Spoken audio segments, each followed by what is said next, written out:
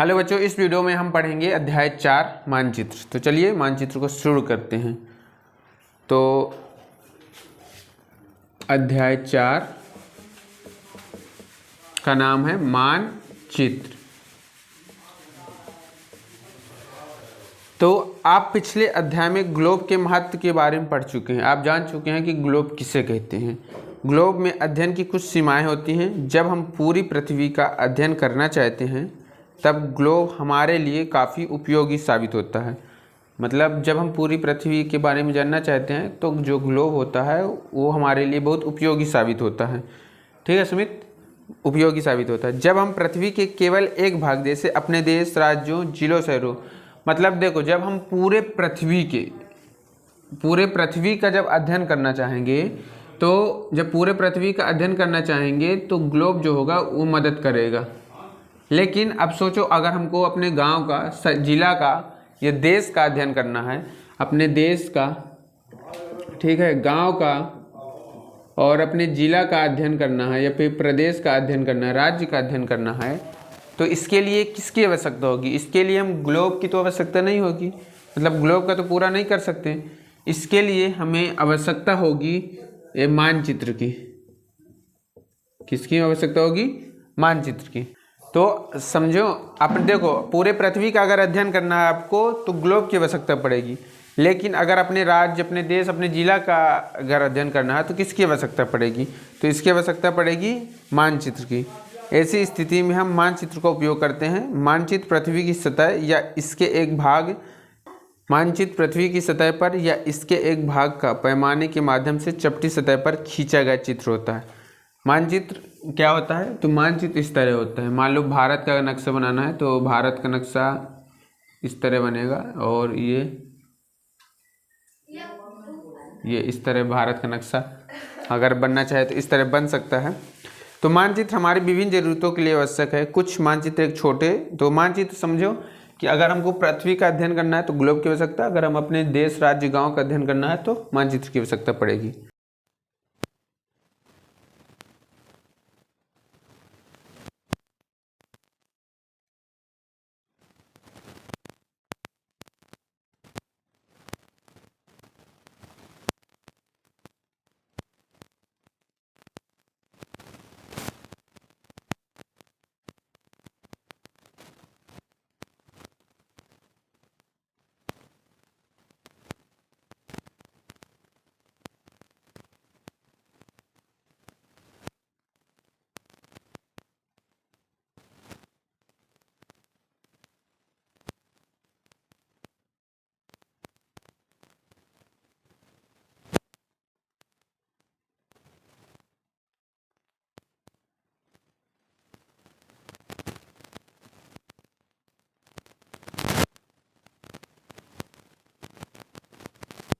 और मतलब जितने भी प्राकृतिक चीज़ होते हैं, वन हो गए, जितने भी प्राकृतिक चीज़ होती हैं उनका अध्ययन हम किस में करेंगे? भौतिक मानचित्र पर करेंगे। ठीक है, इनका अध्ययन किस पर करेंगे? भौतिक मानचित्र पर। और दूसरा होता है राजनैतिक मानचित्र। तो राजनैतिक मानचित्र में, तो राजनैतिक मानचित्र उसे कहते हैं जिसमें हम मानवीय गतिविधियों का अध्ययन करते हैं। जैसे अगर भारत है, भारत के राज्य होंगे, ठीक है, भारत के राज्य होंगे। जो राज्य होंगे तो जैसे छत्तीसगढ़, मध्य प्रदेश, तेलंगाना, तमिलनाडु कहाँ लिखे होंगे? ये राजनैतिक मानचित्र में मिलेंगे। अगर हमको भारत के पर्वत ढूंढना है तो हम किस में ढूंढेंगे? भौतिक मानचित्र में। अगर राज्य ढूंढना है तो किस में ढूंढेंगे? राजनैतिक मानचित्र में। तो भौतिक और राजनैतिक में अंतर समझ में आया? जिसमें हम प्राकृतिक चीज़ों का अध्ययन करेंगे वो भौतिक मानचित्र, और जिसमें हम जिले हो गए, राज्य हो गए, सड़क हो गई, शहर हो गए, इनका अध्ययन करेंगे वो हम राजनैतिक मानचित्र पर करेंगे। तो ये भौतिक और ये राजनैतिक। अब एक होता है थीमैटिक मानचित्र। अब थीमैटिक मानचित्र क्या है? तो थीमैटिक मानचित्र में हम इनका अध्ययन करेंगे। जैसे एक उद्योग हो गया, ठीक, उद्योग। अब जैसे सड़क खींची है या फिर मानव ने जितना विकास किया है, तो मानव गतिविधियाँ जो विकास किया है जिनका विकास हुआ है उनका हम थीमेटिकल मानचित्र में अध्ययन करेंगे। जैसे उद्योग, सड़क, इधर ध्यान दो सुमित, उद्योग, सड़क, अगर मान लो कोई रोड बना दी, ठीक है, कोई सड़क बना दी या फिर भवन बना दी, इमारतें बना दी, इन सब का अध्ययन हम किस पर करेंगे? थीमेटिकल मानचित्र पर। और मानचित्र पर सबसे ज़्यादा जरूरी होती है 3 चीज़।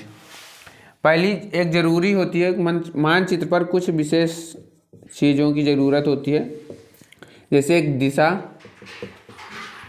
दिशा कौन सी दिशा पर है मानचित्र में? एक मानचित्र ये हो गया, मान लो ये मानचित्र हो गया, तो मानचित्र में एक उत्तर दिशा होगा, एक दक्षिण दिशा होगा, एक पश्चिम होगा, एक पूर्व होगा।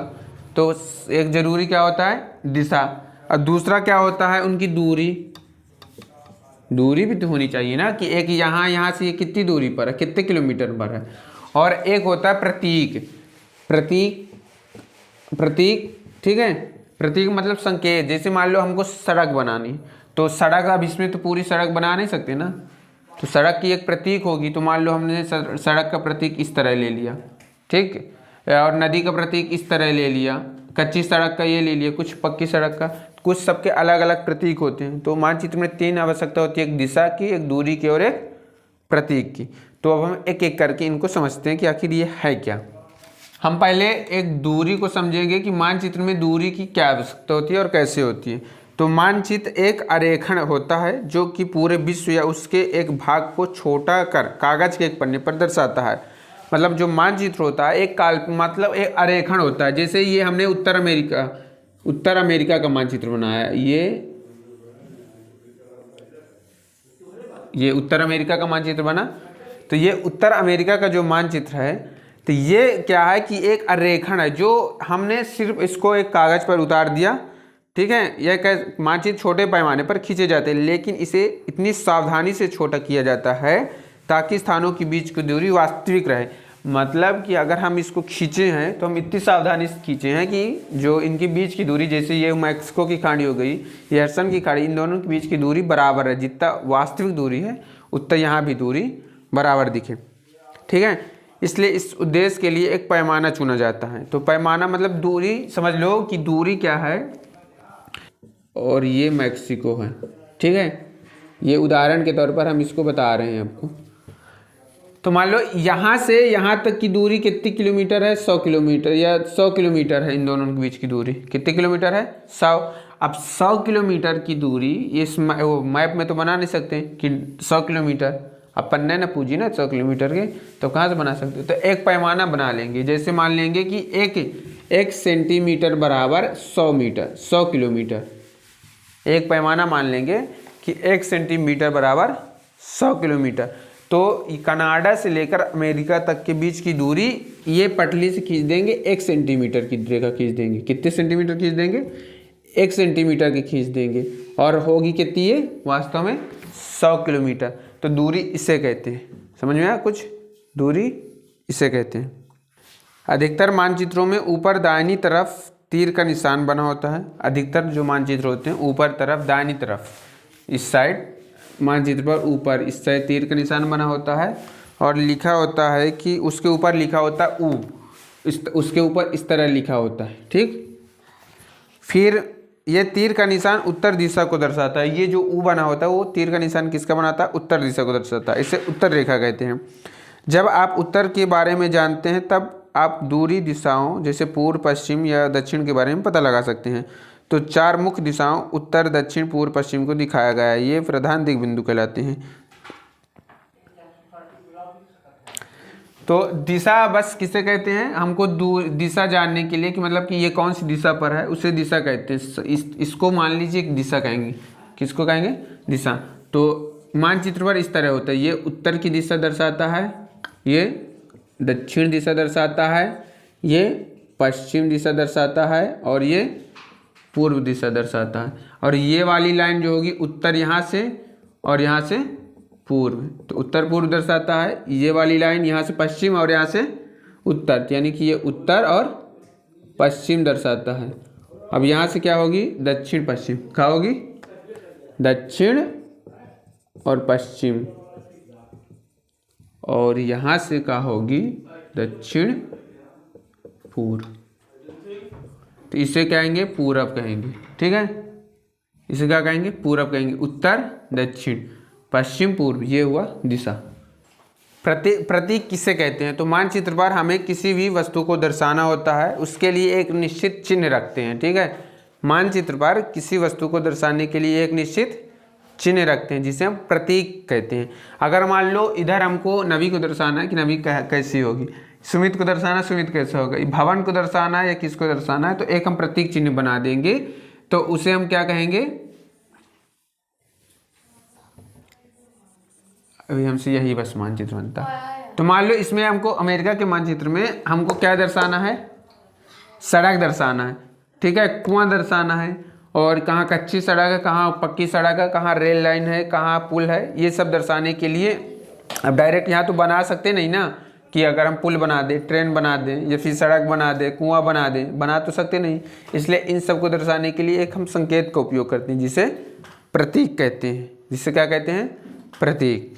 अब जैसे कुछ प्रतीक इस तरह हैं, इनको देख लीजिएगा। जैसे देखो, ये हुई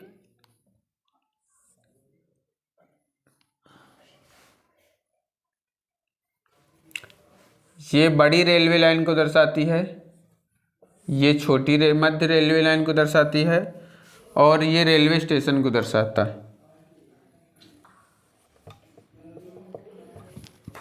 ये बड़ी रेल, ये छोटी रेल, और ये रेलवे स्टेशन को दर्शाता है। ठीक, अगर देखो जैसे ये हो गई पक्की सड़क, ये किसकी हो गई?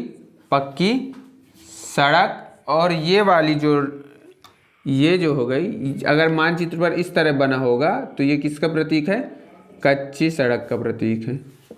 ठीक, ये बड़ी रेलवे लाइन है, बड़ी रेलवे लाइन, और ये छोटी रेलवे लाइन,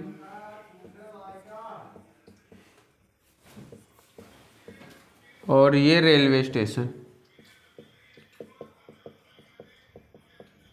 ठीक है, अब मान लो ये किसका प्रतीक चिन्ह है? बताओ।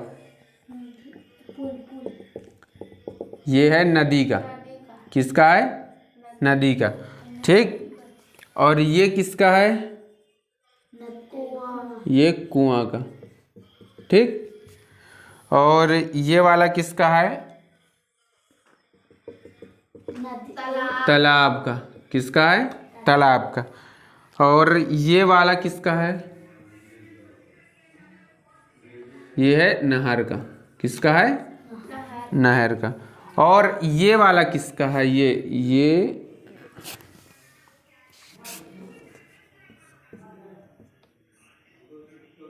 ये किसका है? पुल का।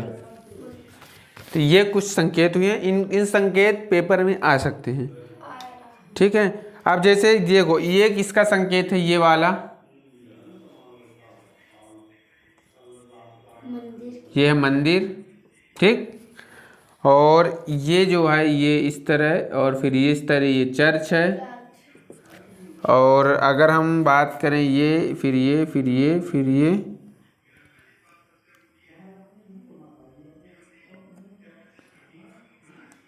और ये मस्जिद का, और ये है छतरी का। छतरी मतलब वो जो राजा महाराजाओं की कब्रिस्तान होता है। ये मस्जिद का। ठीक, मंदिर, चर्च, मस्जिद और छतरी। और छतरी के बाद अगर ये एक और है, जैसे ये देखो इस तरह, ये घने वन का। ये किसका है? पेड़ का। ये किसका संकेत है? पेड़ का। और ये वाले किसका संकेत है? ये किसका संकेत है? ये घास का। किसका? घास का। ठीक है, कुछ समझ में आ रहा है? घास का। और बस ये कब्रिस्तान का, ये है, ये कब्रिस्तान का है, कब्रिस्तान का है। और ये वाला जो है